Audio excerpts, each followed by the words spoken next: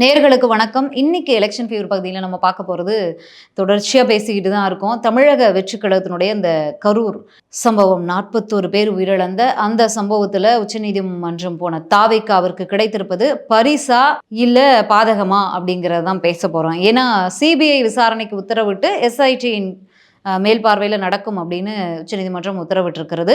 இது இடைக்கால உத்தரவு தான் அப்படின்னு திமுக ஒரு பக்கம் பேசிக்கொண்டிருக்கிறார்கள்.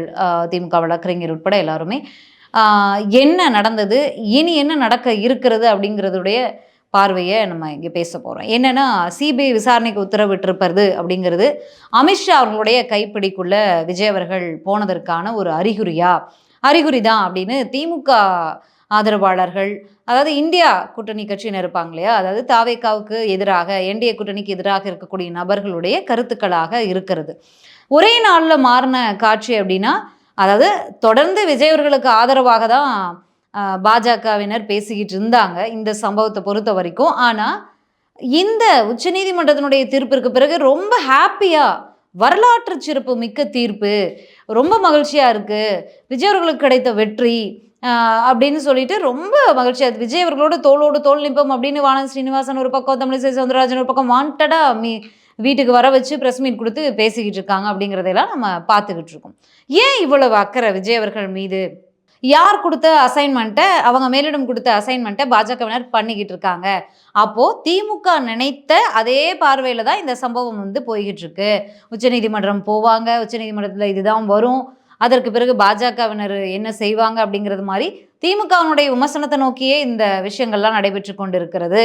ஆக என்டிஏ கூட்டணிக்கு விஜய் போய்விடுவார் அப்படிங்கிற மாதிரியான கருத்துக்களும் பேசப்படுது. ஆனால் 99% விஜய் அவர்கள் என்டிஏ கூட்டணிக்கு போகிறதுக்கு வாய்ப்பு கிடையாது அப்படின்னு அரசியலில் நம்ம தொடர்ந்து அரசியல் பார்வையாளர்கள் பேசுகிறாங்க, அரசியலாக பேசுகிறாங்க, எல்லாம் பேசுகிறாங்க. நம்ம இது ஒரு 3வது வீடியோவில் பேசுகிறோம்னு நினைக்கிறேன். கிட்டத்தட்ட ஒரு 41 பேர் உயிரிழந்திருக்காங்க. அவங்களுக்கு தமிழக அரசு ஒரு நிவாரணத் தொகையை அறிவிச்சிருந்தாங்க. விஜய் அவர்கள் ஒரு பக்கம் அறிவிச்சிருந்தாரு, சில கட்சிகள் கொடுத்துருந்தாங்க. இதெல்லாம் ஒரு பக்கம் இருக்கு இல்லையா.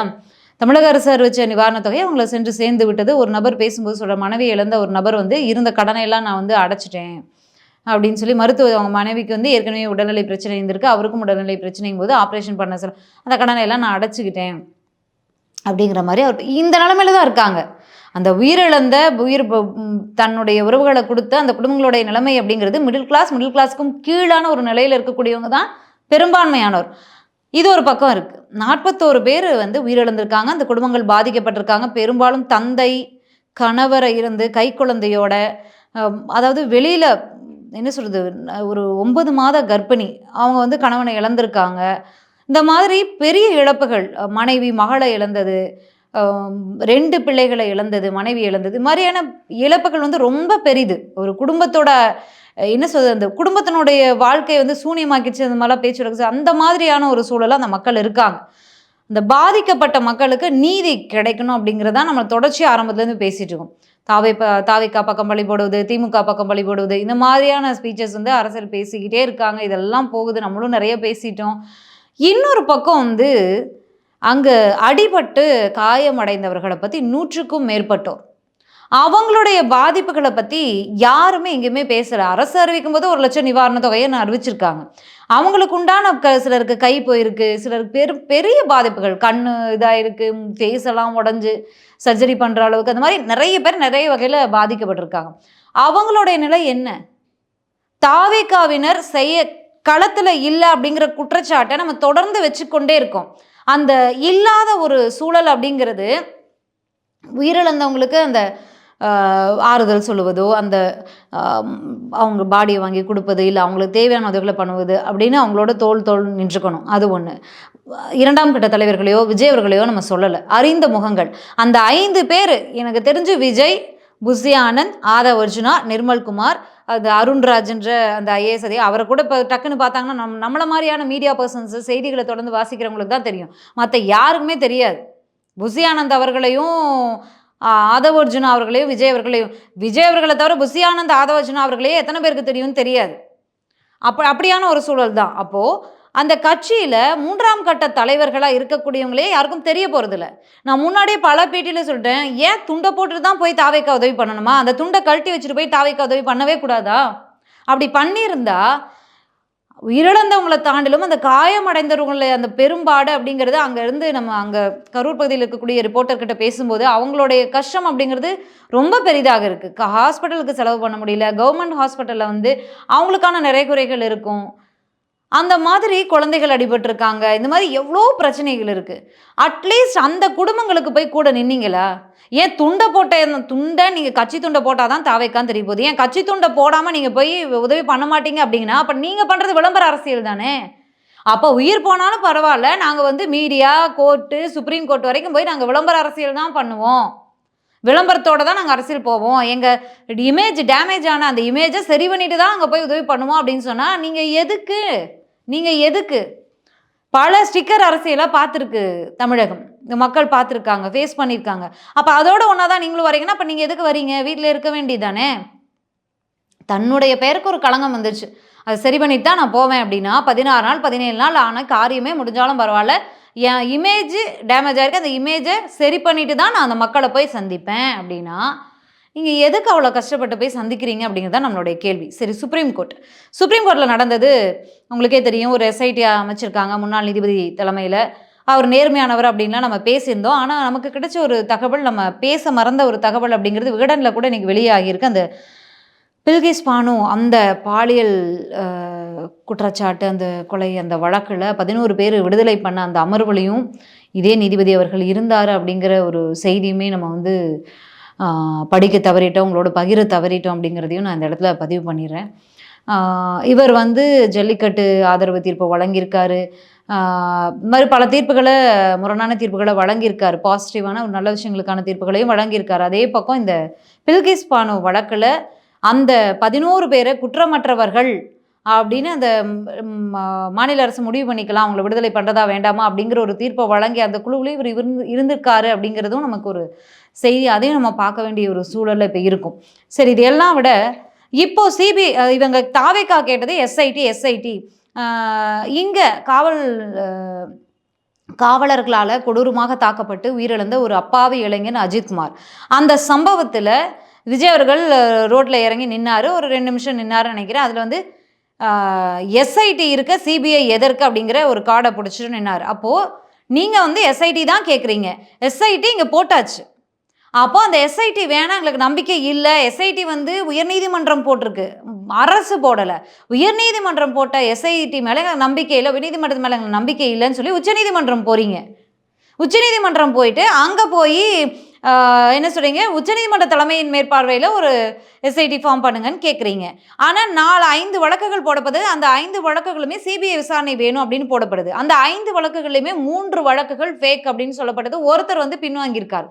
இப்போது 2 பேர் வந்து எங்களுக்கு தெரியாமலே வந்து எங்கள் பேரில் வழக்கு பதிவு பண்ணப்பட்டிருக்கு அப்படின்னு கோர்ட் வழக்கே போடப்பட்டிருக்கிறது சுப்ரீம் கோர்ட்டில். அதையும் நாங்கள் வந்து விசாரிச்சுட்டு உண்மையெனில் அதற்கும் உரிய விசாரணை நடத்தப்படும், உத்தரவு பிறப்பிக்கப்படும் அப்படின்னு நீதிபதிகளும் சொல்லியிருக்காங்க. அப்படிங்கும்போது இப்போ பிறப்பிக்கப்பட்டிருக்கக்கூடிய இந்த உத்தரவு அப்படிங்கிறது இடைக்கால உத்தரவு தான். இதுலேயே வந்து நீதி வெல்லும், நியாயம் வெல்லும் அப்படின்னு போஸ்டரை போட்டு இவங்க வந்து தலைமறைவாக இவ்வளோ நாளாக இருந்த புசி ஆனந்த் அவர்கள் தலைமையில் கரூரில் அந்த மக்களை போய் சந்திப்பதற்கான ஏற்பாடுகளை அமைப்பதற்கான அந்த குழுவை அமைச்சிருக்கார் விஜய் அவர்கள். இப்படி ஒரு சூழலை தான் தாவேக்கா செயல்பட்டு கொண்டு இருக்கிறது. இந்த தாவேக்காவை என்டிஏ கூட்டணிக்கு இழுப்பதற்கு பாஜக பெரும் முயற்சியில் இறங்கியிருக்கிறது. ஆனால் 99% விஜய் என்டிஏ கூட்டணிக்கு போக மாட்டார் நேரடியாக அப்படிங்கிறதான் கிடைக்கக்கூடிய தகவலாக இருக்கிறது. வெளியிலேருந்து என்ன பண்ணுவார் அப்படிங்கிறது அரசியலில் தீர பார்க்கக்கூடிய உங்கள் எல்லாருக்குமே தெரியும். ஆனால் சிபிஐ அப்படிங்கிறது என்ன அப்படின்னு விஜய் அவர்களே சொல்லியிருக்கார். விஜய் அவர்களுடைய கருத்து என்னென்னா, ஆர்எஸ்எஸ் பாஜகவின் கைக்கூலி தான் சிபிஐ அப்படின்னு சொல்லியிருக்கார்.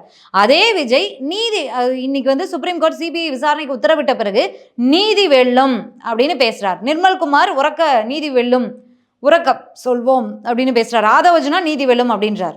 மாநில அரசு தமிழ்நாட்டில் நடக்கக்கூடிய ஒரு பிரச்சனை, அது திமுக மேலே குற்றச்சாட்டை நீங்கள் வைக்கும்போது எஸ்ஐடி, நம்மளுடைய எஸ்ஐடி இருக்க சிபிஐ எதற்கு அப்படின்னு நீங்கள் கேட்குறீங்க. ஆனால் உங்கள் மீது ஒரு குற்றச்சாட்டு, உங்களால் இவ்வளோ உயிர் பலி ஆயிருக்குன்னு ஒரு குற்றச்சாட்டை வைக்கும்போது எங்களுக்கு வந்து தமிழக அரசு அமைச்சிருக்கக்கூடிய எஸ்ஐடி மேலே நம்பிக்கை இல்லை, எங்களுக்கு சிபிஐ தான் வேணும்னு போய் வாங்கிட்டு வந்து, அதாவது சிபிஐன்னு நீங்கள் கேட்க மாட்டீங்க, 4 பேர் ஏற்பாடு பண்ணி கேட்பீங்க, எஸ்ஐடி வேணும்னு கேட்டு சிபிஐ கொடுத்தவொன்னே நீதி வெல்லும் சிபிஐ கொண்டாடுறீங்களே, அப்போ உங்களோட இந்த நாடகம் இங்கே வெளிப்படலையா? ஏன் இவ்வளவு நாடகம்? அதாவது வந்து ஆதவ நான் பேசும்போது சொல்றாரு, எங்களுக்கு 2, 3 நாள் என்ன பண்றதுன்னே தெரியல. நாங்க 70 வருஷம் ஆட்சி செஞ்ச கட்சி கிடையாது. நாங்க புதிதா வந்திருக்கோம் அப்படின்னு. அப்ப நீங்க வந்து அரசியல் பழகுவதற்கு எங்களோட உயிர நாங்க பலிகாடு ஆக்கணுமா? எவ்வளவோ கேள்விகள் இருக்கு. தாவேக்காவ நோக்கி எழுப்பதற்கு எவ்வளவோ கேள்விகள் இருக்கு. அவங்க எவ்வளவோ பண்ணியிருக்கலாம். உளவுத்துறையும் இந்த நிகழ்ச்சிய தடுத்து நிறுத்தியிருக்கலாம். இந்த அசம்பாவிதம் நடந்திருக்காது. அதாவது தாவேக்கா அரசியல் பழகுவதற்கு தமிழ்நாடு மக்கள் ஒரு பிளாட்ஃபார்ம் அமைச்சு குடுக்கணுமா? அவங்க உயிர பலி குடுக்கணுமா? தாவேக்கா இப்படி ஒரு ஒரு என்ன சொல்றது? ஒரு கட்டுப்பாடற்ற, ஒரு ஒழுங்கு இல்லாம ஒரு நிகழ்ச்சி நடத்துறாங்க. அதுக்கு காவல்துறை வந்து பாதுகாப்பு குடுக்குறாங்க. ஆனா, உளவுத்துறைக்கு வந்து கூட்டம் அதிகமாயிட்டே போகுது.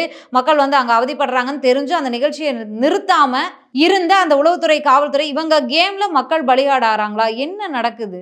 தாவேக்காவுக்கும் மிக முக்கிய பொறுப்பு இருக்கிறது. உளவுத்துறைக்கும் இதில பொறுப்பு இருக்கிறது. காவல்துறைக்கும் பொறுப்பு இருக்கிறது. எங்க தவறு நடந்தது அப்படின்னு சிபிஐயாவது ஒரு முறையாக விசாரிச்சு உண்மைய வெளிக்கொண்டு வரணும். யார் தவறு செய்தார்களோ தெரிந்தே, யார் வந்து முன்னாடி நாள் இரவே வந்து லைட் அமைப்பவர்களுக்கு, அந்த கொடி இதெல்லாம் அந்த மைக் செட் போடுறவங்களுக்கெல்லாம் வந்து, நாளைக்கு நைட்டு தான் விஜய் வருவார். கரூருக்கு வந்து நாளைக்கு நைட்டு தான் விஜய் வருவார். நீங்க நைட்டு வந்து லைட் போடுங்க போதும். லைட் அதாவது மதியமே முன்னாடி சொல்லப்பட்டது என்ன அப்படின்னா, அந்த லைட் போடுறவருக்கு, மைக் போடுறவருக்கு, மதியமே விஜய் வருவார். அதனால மைக்க மட்டும் போடுங்க. லைட் போடாதீங்க அப்படின்னு தாவேக்கா தரப்புலேருந்து உத்தரவு பிறப்பிக்கப்பட்டிருக்கிறது. நான் நாளைக்கு கரூர் போறார் அப்படின்னா, இன்று இரவு ஃபோன் போட்டு, நீங்க கரூர்ல லைட் போடுங்க. விஜய் வர்றதுக்கு நைட் ஆயிடும். நைட்டு தான் பேசுவாரு அப்படின்னு சொல்லியிருக்கீங்க. அப்ப தெரிஞ்சே தானே நீங்க காலதாமதம் பண்ணியிருக்கீங்க. அப்ப அங்க முதல் குற்றவாளி நீங்க இல்லையா? 8:45க்கு வரேன்னு சொல்லியிருக்கீங்களே நாமக்கலுக்கு, போகலையே 8:45க்கு. காலதாமதம் பண்ணி நைட்டு போய் சேர்ந்துருக்கீங்களே. அப்ப நீங்க முதல் குற்றவாளி இல்லையாங்க? முதல் பொறுப்பு உங்களுக்கு இல்லையா? நீங்க ஒரு நிகழ்ச்சி நடத்துறீங்க அப்படின்னா, அந்த நிகழ்ச்சிக்கான பொறுப்ப நீங்க எடுத்துக்க வேண்டாமா? அதற்கான ஏற்பாடுகள நீங்க முறையா பண்ண வேண்டாமா? காவல்துறை மேல பழி சொல்லிட்டு நீங்க ஓடிருவதா? காவல்துறை மேலயும் தவறு இருக்கிறது, உளவுத்துறை மேலயும் தவறு இருக்கிறது, தாவேக்கா மேலயும் தவறு இருக்கிறது. இதுல மாற்றி மாற்றி கைய காட்டிட்டு யாரும் ஓடிட முடியாது. எல்லாத்தையும் மக்கள் பார்த்துட்டு தான் இருக்காங்க அப்படிங்கிறது பேசலாம். உச்சநீதிமன்றம் இப்படி ஒரு ஆர்டரை வச்சிருக்கிறது. அரசியல் மூத்த பத்திரிகையாளராகட்டும், இல்லை அரசியல் திறனாய்வாளர்கள் சொல்வது 2 கருத்து. ஒன்று, இதை பயன்படுத்தி பாஜக என்டிஏ கூட்டணிக்கு விஜய் அவர்களை கொண்டு வந்து விடுவார்கள். அல்லது என்றால் தனித்தே போட்டியிட்டாலும் திமுகவினுடைய வாக்குகளை பிரிக்க வைப்பாங்க.